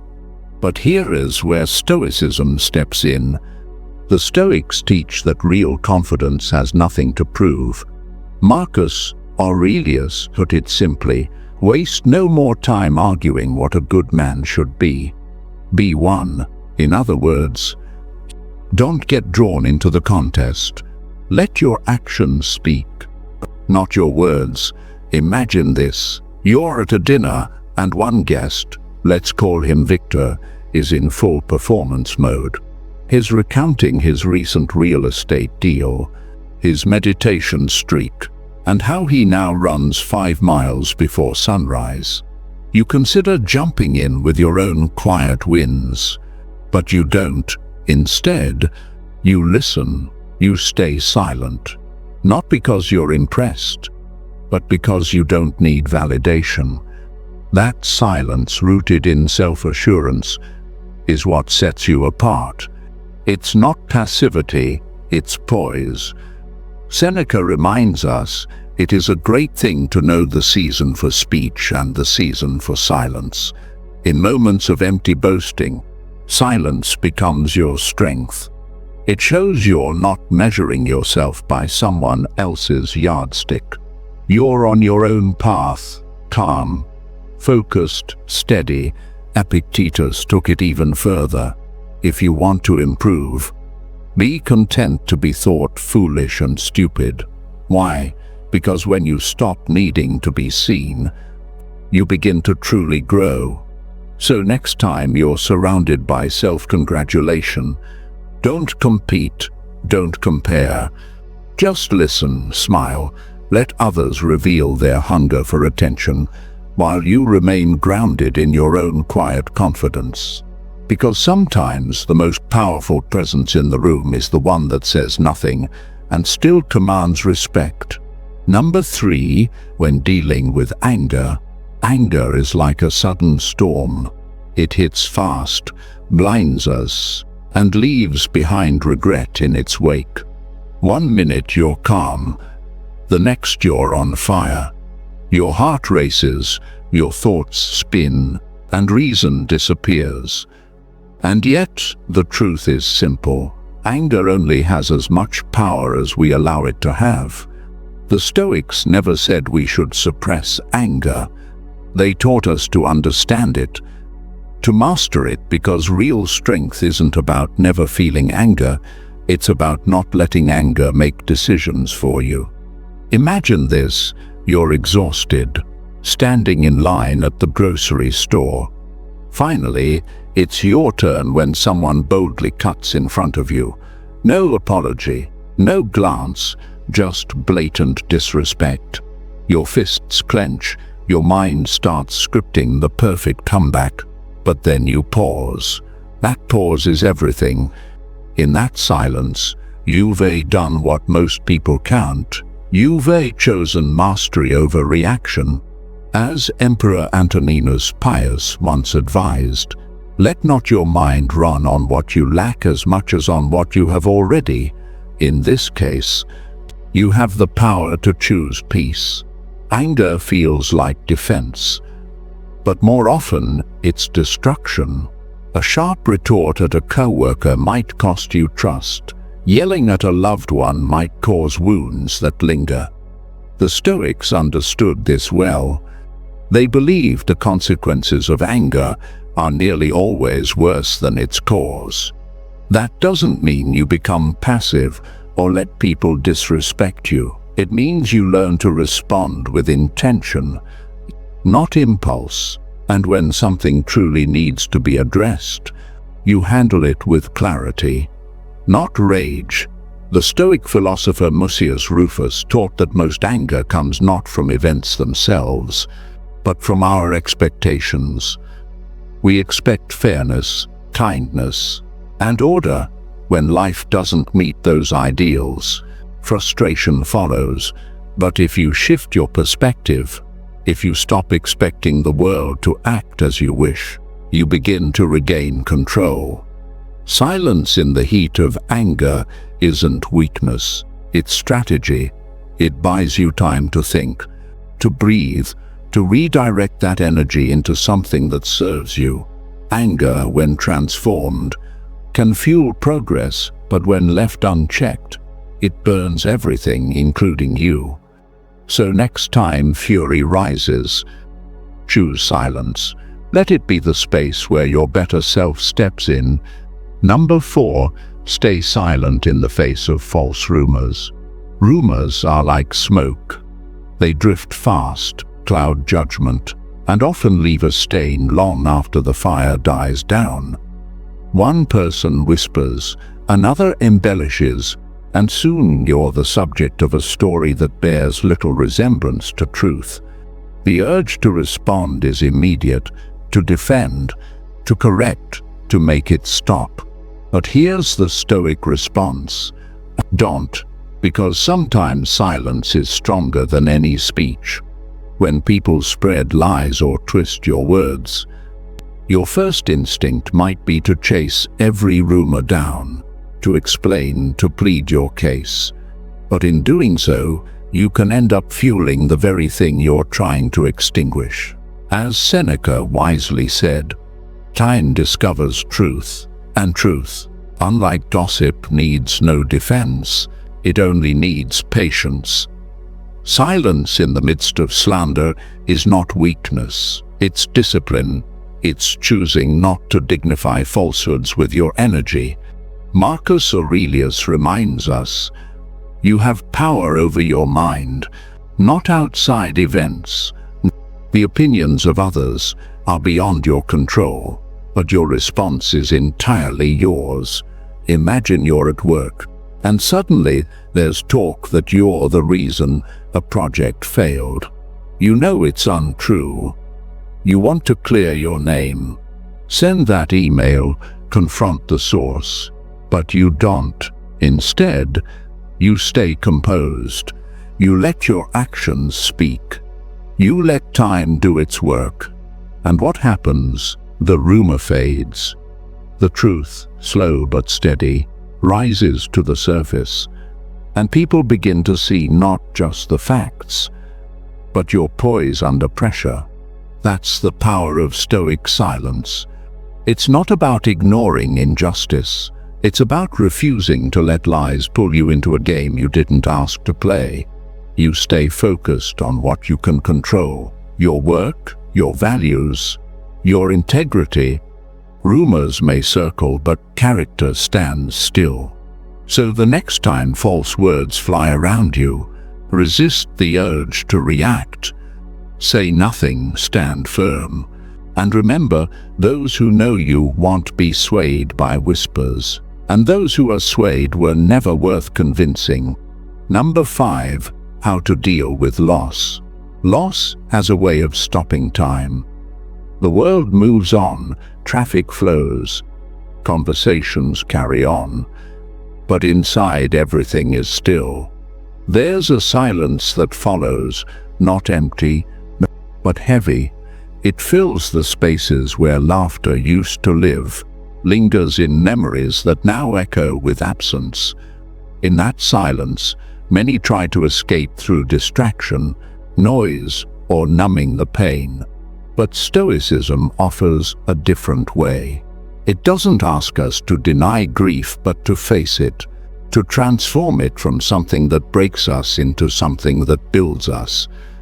When we lose someone dear, a job we loved or a dream we held close, our instinct is resistance. We replay the past, wrestle with what-ifs, and try to bargain with reality. But as Epictetus reminds us, it's not things that disturb us, but our judgments about them.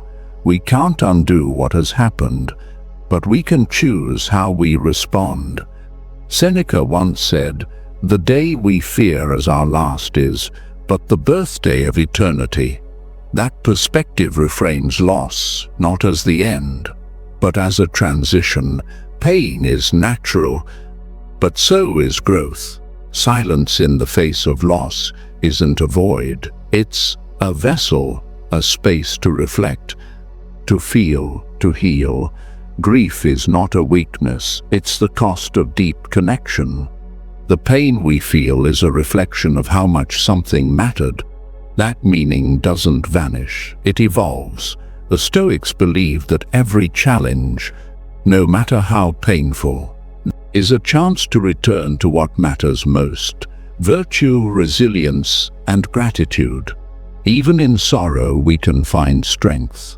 We can honor what we've lost by choosing to live fully, by appreciating what remains, whether it's the support of others, the lessons learned, or the strength we've discovered within ourselves.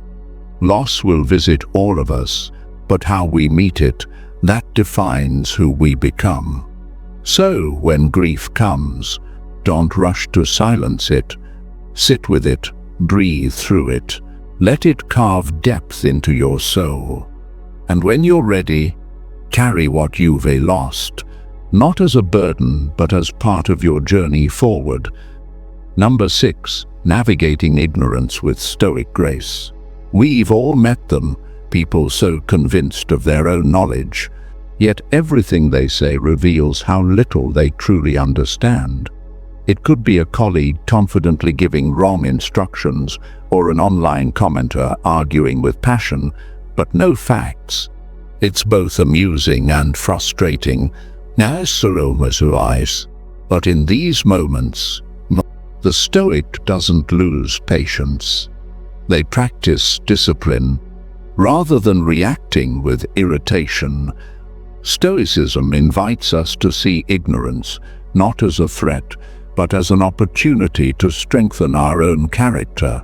Consider the example of Socrates, not a Stoic himself, but deeply admired by the Stoics.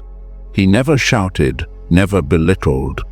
He asked questions, simple, piercing questions, that gently unraveled false certainty. His method wasn't to conquer, but to reveal, to let others see the cracks in their own logic without ever raising his voice. Now, imagine applying that in your own life. When someone boldly insists on something incorrect, your goal isn't to win the debate. Ask instead, what makes you certain, or have you considered a different angle? These questions aren't confrontational, they're invitations to think deeper, and often that's more effective than any rebuttal. But what if they don't listen? What if they double down? That's where silence becomes your greatest tool. Marcus Aurelius reminds us, you have power over your mind, not outside events. You don't need to correct everyone. You don't need to spend your energy on those unwilling to receive it. Think of the astronomer Aristarchus, who suggested the Earth moved around the Sun centuries before Galileo. He was ignored, even mocked, but he didn't waste his life arguing. He simply left the truth where it stood, because truth, like virtue, doesn't need to shout. In practicing silence, you preserve your energy, you remain anchored, you choose peace over provocation. And that calm presence, unshaken by noise, is what sets you apart. So, next time you're faced with confident ignorance, pause, ask a question, stay silent, or simply walk away. Because real wisdom isn't about proving others wrong. It's about mastering yourself. Number 7. How to deal with rumors. There comes a moment in life when you realize you're the subject of whispers. Maybe it began as a small misunderstanding, a passing comment taken the wrong way. But before long, the story takes on a life of its own, passed from mouth to mouth. Each retelling adds a new layer until fiction begins to masquerade as truth. It's maddening. Your first instinct is to chase the rumor, confront the storytellers, clear your name, but pause. Has that ever truly worked? Take the story of Aurelius, a devoted mentor who spent years guiding underprivileged youth toward better futures. He stayed late, funded workshops out of pocket, and gave his heart to the mission. But one student, angry over a failing grade, spread whispers that Aurelius was biased. The rumors spread, trust began to waver, and his reputation faltered. Aurelius could have fought back, but he didn't. Instead, he let his work speak. He kept mentoring, kept showing up. He chose not to battle shadows, and slowly the truth emerged. Parents saw progress. Students spoke up. Colleagues remembered his consistency, and the whisper, it died like all noise without an audience. This isn't just Aurelius' story, it's a reminder to you. How often have you let someone's words hijack your peace, pulling you into battles that drain your spirit? Marcus Aurelius said, "The best revenge is to be unlike him who did the injury." The Stoics knew that silence, when chosen with intention, is not weakness, it's power. Epictetus taught that if a rumor is true, correct yourself. If it's false, why be disturbed? It's human to want to defend yourself. But Stoicism invites a higher path. When you choose not to respond, you're saying, I know who I am. I don't owe clarity to those committed to misunderstanding me. So, what can you do? First, master your emotions. Reacting in anger gives life to lies. Breathe, reflect, ask yourself, is this even worth your energy? Second, stay the course. Let your actions build your legacy, not your explanations.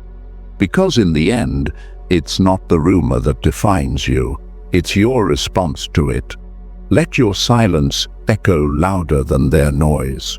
Keep walking with dignity, with purpose. Number 8, when confronted with injustice. Life isn't fair, and the Stoics never pretended otherwise. You can be honest, diligent, and kind, yet still be overlooked, betrayed, or falsely judged. And when injustice strikes, the natural instinct is to push back, to defend yourself, to demand what you deserve. But the question is, will that reaction serve you or cost you your peace? Picture this. Arman, a rising researcher, dedicates a year to developing a groundbreaking idea. At the unveiling, his supervisor takes full credit. His name is left off the project. The rage is real. The urge to speak out is strong. But Arman doesn't explode. He doesn't retaliate. He continues doing what he does best, creating, building, leading with quiet excellence. Seneca once said, "A gem cannot be polished without friction, nor a man perfected without trials." Injustice is friction. How you handle it, that's your refinement. Stoicism isn't about accepting mistreatment. It's about choosing your response with wisdom. Acting out of anger often makes you appear emotional, even when you're right. But responding with calm and consistency builds a different kind of power, one that doesn't need to shout to be heard. The Stoics remind us that we can't control outcomes, only our effort. our integrity, and our mindset. And when that becomes your focus, you stop giving injustice power over you. This doesn't mean turning a blind eye to what's wrong. It means playing the long game, staying sharp and letting your results speak louder than your resentment. So next time you're dealt an unfair hand, take a breath, pause, then ask, what response would honor my character, not just my emotions, because the quiet strength of restraint often leaves the deepest impression, and no one can take that away from you. Number 9, how to handle insults with Stoic wisdom. There's a unique kind of strength that reveals itself in silence, not the silence of fear or avoidance, but the intentional, grounded stillness that refuses to be shaken by provocation. The Stoics understood this well. They believed that insults only carry weight if we choose to carry them. Epictetus once said, if someone provokes you, it's because your mind is complicit in the provocation. At first, it may sound harsh, almost blaming, but look deeper, and you'll find freedom in that idea, because it means you have a choice. You don't have to hand over your peace every time someone throws a careless word your way. Think about it. How many times have you let a rude comment, a snide remark, or a passive-aggressive jab ruin your entire day? We replay the insult over and over, trying to craft the perfect comeback long after the moment has passed. But the Stoic doesn't waste energy that way. The Stoic steps back, breathes, and lets the moment go. Take the example of Clara, a community leader known for her calm demeanor. Over the years, she's been unfairly criticized in public meetings, misquoted in local media, and targeted by people who simply didn't like her message. She could have fought back. She could have turned every insult into a battle, but she didn't. Instead, she focused on her mission. She let her work speak louder than any defense, and over time, even her harshest critics had to admit there was wisdom in her silence. This is what real power looks like. When you refuse to react, you deny the aggressor their victory. You take control of the only thing that's truly yours, your response. Eleanor Roosevelt, who faced relentless criticism throughout her public life, once said, "No one can make you feel inferior without your consent." That's Stoicism in action, not weakness, not retreat, but quiet, unshakable self-respect. And this principle isn't just for philosophers or public figures. It's for you. When was the last time someone's words got under your skin? A co-worker's sarcasm, a family member's judgment, a stranger's online comment? Ask yourself, did reacting help, or did it make things worse? Next time, try this instead. Breathe. Let the words pass through you like wind through an open window. You don't have to defend yourself. You don't have to explain. You don't even have to respond. Because silence, when rooted in confidence, becomes its own statement. In a world where everyone is shouting, trying to prove, to argue, to win, the one who remains calm will always stand out. Stoic silence isn't passive. It's powerful. It says, I know who I am, and I don't need your approval to validate it. So, here we are at the end of our journey through the 9 moments where silence isn't just golden, it's transformational. If there's one thing we've learned from the Stoics, from Epictetus, Seneca, and Marcus Aurelius, it's this: wisdom isn't about having the last word, it's about knowing when to say nothing at all. Imagine how different your life could be if, instead of arguing with fools, you just smiled and let them tire themselves out. If, instead of feeding negativity, You let it roll off like rain on stone. Feels powerful, doesn't it? No, because it is. So, here is a quiet challenge. The next time someone tests your peace, pause. Don't react, just breathe. Stay grounded and rise above it. When you feel that shift, that calm strength, come back and comment Stoic calm. If this journey into Stoic silence spoke to you, feel free to like, share, or subscribe. It's a small act, but it helps bring more wisdom to those who need it. You're stronger than you think, and this is only the beginning. Stay steady, and I'll see you in the next reflection. Have you ever noticed how people reveal their true nature when they face adversity? A friend becomes a stranger. An admirer turns into a critic. Hard times strip away the masks, leaving only what is real. Not all advice is wisdom. Age does not guarantee intelligence, just as experience does not always lead to clarity. If you seek poor judgment, ask everyone for their opinion. If you want to see someone's true character, disagree with them. Your children will not follow your words. They will follow your example. The easiest way to let go of someone is not to erase them, but to stop giving them space in your mind. Small disciplines lead to great freedoms. If you can master the little rules, you can break the big ones with purpose.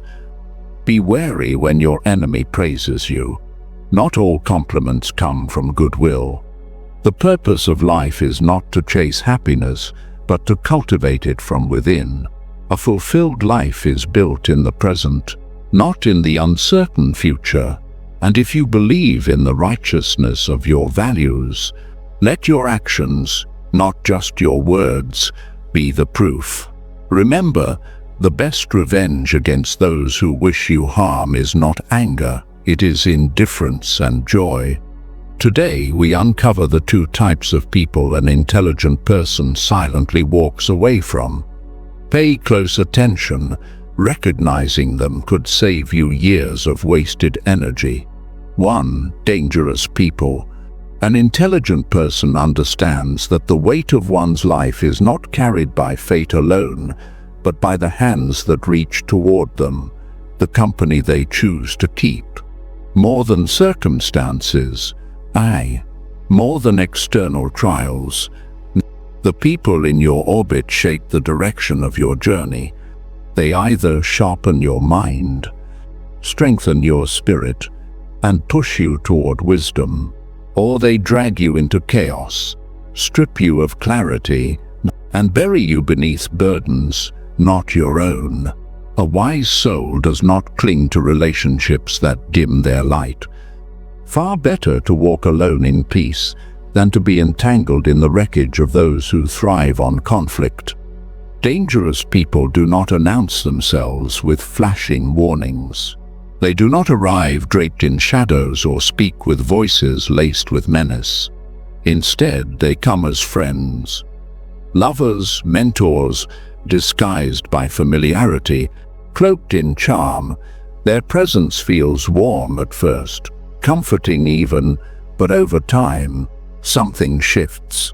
You find yourself more exhausted than uplifted. Doubts creep in where confidence once stood. Their words, once coated in admiration, begin to cut deeper, laced with subtle critiques and manipulation. At first, the damage is almost imperceptible, a single crack in the foundation of your peace. But left unchecked, it spreads until the very structure of your mind begins to crumble. Some of these people operate through deceit. They twist truth until it serves their will, painting illusions that make you question your own judgment. Others thrive on discord, never content unless the air is thick with tension, drawing you into battles that serve no purpose but their own amusement. And then there are those who do not strike with violence, but with slow erosion, stealing your energy, your joy, and your sense of self until you look in the mirror and no longer recognize who you have become. These are the most insidious, for they do not break you with a single blow but unravel you thread by thread. Marcus Aurelius once wrote, "The happiness of your life depends upon the quality of your thoughts, and what determines the quality of your thoughts more than the voices that surround you? If you spend your days entangled with deceit, surrounded by negativity, immersed in manipulation, then no amount of personal strength will save you from its effects. Consider the mind as a sacred garden. Every interaction plants a seed. Some grow into wisdom, others into thorns. Leave the wrong company unchecked, and soon your mind is overrun with weeds, suffocating every possibility of growth. The temptation, of course, is to hold on, to believe that you can change them, to convince yourself that they do not mean harm, that perhaps you are imagining the cracks in the foundation. We cling to relationships long past their worth, out of guilt, out of history, out of hope that something salvageable remains. But Seneca reminds us, associate with those who will make you a better person, and welcome those whom you yourself can improve. To linger in the presence of those who corrode your peace is not loyalty, it is self-betrayal. Consider the great rulers, the philosophers, the minds that shaped history. Did they rise to wisdom by entangling themselves in meaningless disputes, by allowing deceitful men to whisper poison into their ears? No, they chose their confidence with precision. They guarded their energy as one would guard a treasure, and when necessary, they walked away without hesitation. The greatest power is not found in fighting every battle, it is in knowing which battles are beneath you. Some people will distort reality until you no longer trust your own instincts. They will twist your words, turn your kindness against you, and paint themselves as the victim. When you finally step away, there are those who crave control, not through open force but through subtle domination, making you doubt your choices, belittling your victories, keeping you just uncertain enough to remain within their grasp. And then there are the betrayers, the ones who claim loyalty until the moment it is inconvenient. They pledge their allegiance when it suits them, only to disappear when the winds shift. Trust is fragile. It takes years to build, moments to shatter, and often a lifetime to repair. But here is the wisdom of the Stoics. Confrontation is not necessary. A wise person does not waste energy seeking vengeance, proving themselves right, or changing the unchangeable. They do not rage against the storm. They simply step inside. There is no virtue in exhausting oneself for those who do not wish to understand. A lion does not lower itself to bark back at dogs. A river does not argue with the stones in its path. It simply flows around them. So too does the intelligent individual refuse to seek approval from those who were never meant to walk alongside them. They turn away, not in anger, not in hatred, but with quiet certainty. To some this may seem harsh, but is it cruelty to protect your peace? Is it selfish to remove yourself from those who siphon your spirit, twist your emotions, or entangle you in their endless dramas? The world is filled with people who demand your time, yet disregard its value, who expect your loyalty, yet offer none in return. The truly wise understand that time is life's most irreplaceable currency, too precious to be scattered among the undeserving. When you recognize such a presence in your life, the question is not if you should walk away, but how. The most powerful departure is not in words, not in grand declarations, None, not in emotional outbursts. It is in silence. Withdraw your engagement. Do not offer explanations, for explanations invite argument. Do not seek closure, for closure is a privilege, and not everyone deserves it. Erect boundaries like walls of stone, unyielding to guilt, unmoved by persuasion. Your well-being is justification enough. Let your absence speak what words cannot. There is a story of Diogenes, the philosopher who rejected the false glamour of power and prestige.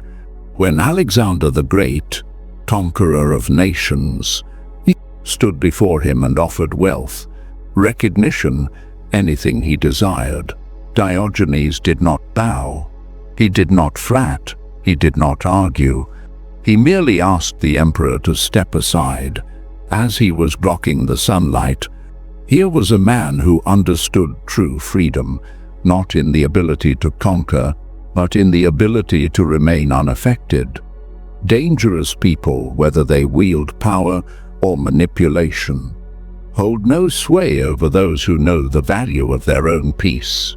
Not every fight is worth engaging in. Not every betrayal deserves a response. Not every person earns a place in your life. To remove dangerous people is not an act of bitterness. It is an act of wisdom. They may plead, claiming you owe them your presence, your patience, your endurance, but you owe no one your energy if all they do is drain it. You owe no one your time if they do not respect it, and you owe no one your loyalty if they have not earned it. Epictetus, who rose from slavery to wisdom, taught us this: do not waste breath persuading those blind to your truth. Live your philosophy and let your life be the argument. The intelligent do not beg to be understood by those who refuse to see. They walk their path, knowing that the right people will walk beside them, not against them. And what a liberation it is to sever the tithes that weigh you down, to step into a life unburdened, a mind unshackled from the expectations of others, a spirit free to move toward its highest potential. Walking away is not weakness. It is power. It is the understanding that your time, your energy, your tranquility are treasures too precious to be wasted. Picture yourself standing atop a mountain, the air crisp, the horizon stretching before you. This is the freedom that awaits when you shed those who diminish you. The greatest minds in history did not squander their years reshaping the unyielding or seeking approval from the indifferent. They honed their purpose, nurtured their peace, and let the rest fall away. And so, when you encounter someone who deceives, manipulates, or drains you, do not hesitate, do not explain, do not argue. Simply walk away, not in anger, not in resentment, but in quiet, unshakable certainty. Second, wise people. An intelligent person does not merely stumble upon wisdom. They cradle it, nurture it, and wield it with precision. Wisdom is not a trophy to flaunt or a sermon to preach. It is a quiet force, a river etching its path through unyielding stone, not with violence, but with patience and intent. The truly wise do not exhaust themselves proving their worth to the world. Instead, they turn inward, refining their thoughts, tempering their actions, and mastering their responses to life's ceaseless churn. They understand that wisdom is not a gift to be squandered on deaf ears, but a flame to be guarded, offered only to those who seek its light. Too often, people cling to a flawed belief that wisdom must be shared indiscriminately, that truth must be shouted from rooftops, that knowledge must flood every conversation. Yet, this is a delusion born of vanity. Wisdom is not a torch to hurl into the dark for those too stubborn to see. It is a beacon, steady and unyielding, illuminating the way for those humble enough to follow. Some hunger for truth, others crave only the comfort of their own convictions. To wrestle with the latter is to pour water into a vessel already brimming, futile and exhausting. As Epictetus, the Stoic sage, observed, no man can learn what he believes he already knows. When faced with a mind sealed shut by pride, the wise do not batter at its gates. They withdraw, not in defeat, but in discernment, preserving their energy for soil more fertile. Silence in this way becomes a fortress of strength.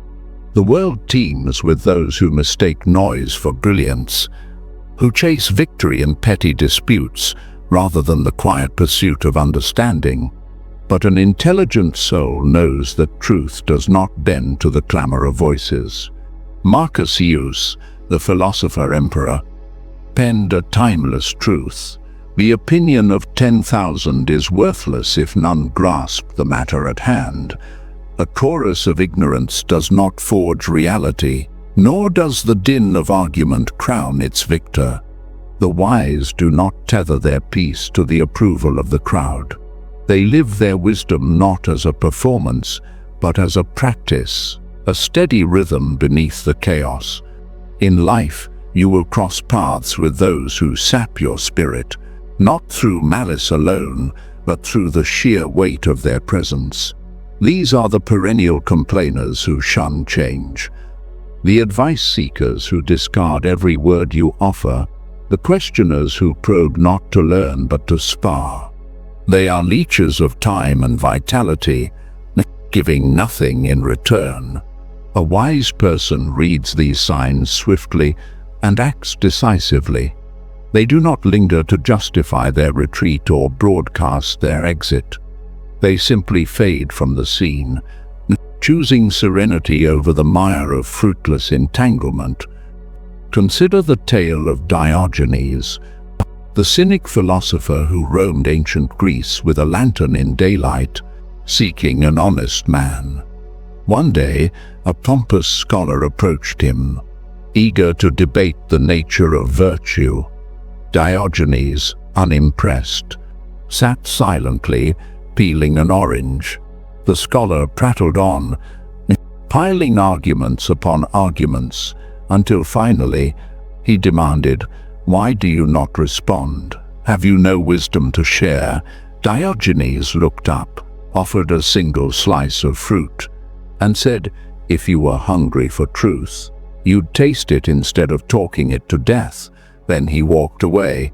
The scholar, stunned, was left with his words and his emptiness. Diogenes knew what many fail to grasp. Wisdom is wasted on those who prefer the sound of their own voice to the substance of another's insight. The intelligent do not squander their breath on such souls.